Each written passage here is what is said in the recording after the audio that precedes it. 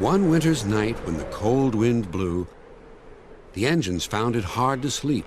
What we need, suggested Toby, is to listen to a story. Yes, agreed Percy, a mysterious story. But, added Duck, it must have a happy ending. Driver told me a story, said Thomas, so everyone listened. Once upon a time, began Thomas, there were 3 little engines who lived in their own little shed on their own little railway. Their names were Duke, Stuart, and Falcon. Duke was the oldest and was named after his grace, the Duke of Sodor.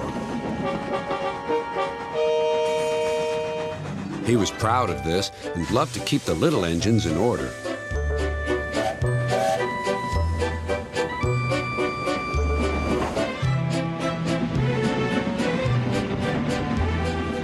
Whenever they did anything the Duke thought wrong, he would say, "That would never suit his grace."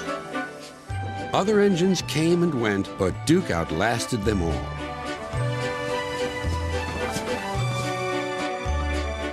Stuart and Falcon used to call him GrandPuff.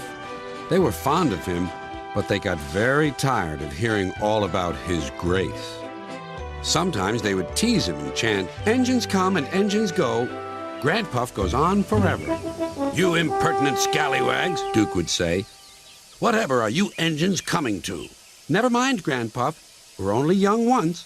"Well, you'd better mind, unless you want to end up like Smudger." "Oh, GrandPuff, whatever happened?" "Smudger," said Duke, "was a show-off. He rode roughly and often came off the rails.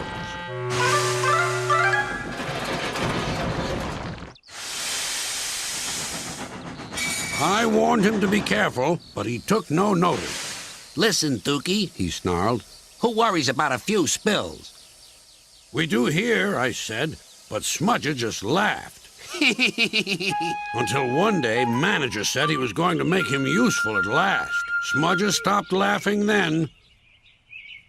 "Well, why? What did he do?" "He turned him into a generator. He's still out there behind our shed.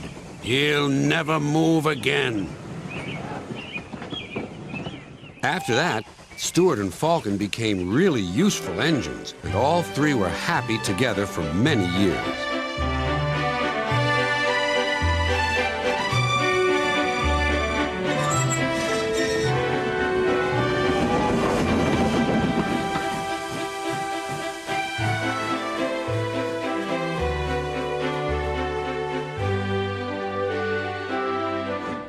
Then hard times came.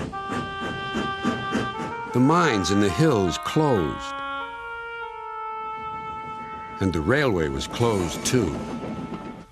People came to buy the engines. "We'll take Stuart and Falcon." No one wanted Duke. They thought him too old. "Cheer up, GrandPuff," called Stuart. "We'll find you a nice railway, and then you can come and keep us in order." They tried to be brave and cheerful, but no one really thought their dreams would come true. Duke's driver and fireman oiled and greased him one last time. They sheeted him snugly and said goodbye. Then they had to go away and find work. Duke was alone. "Oh, well," he sighed, "I'll go to sleep. It'll help to pass the time."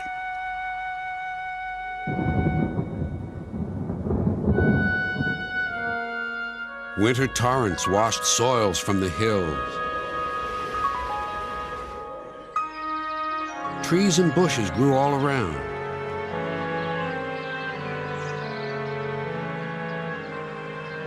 You wouldn't have known a shed was there, let alone a little engine asleep inside. "That's not a happy ending," cried Percy. "Ah," murmured Thomas, "there will be one, but that'll have to wait until next time."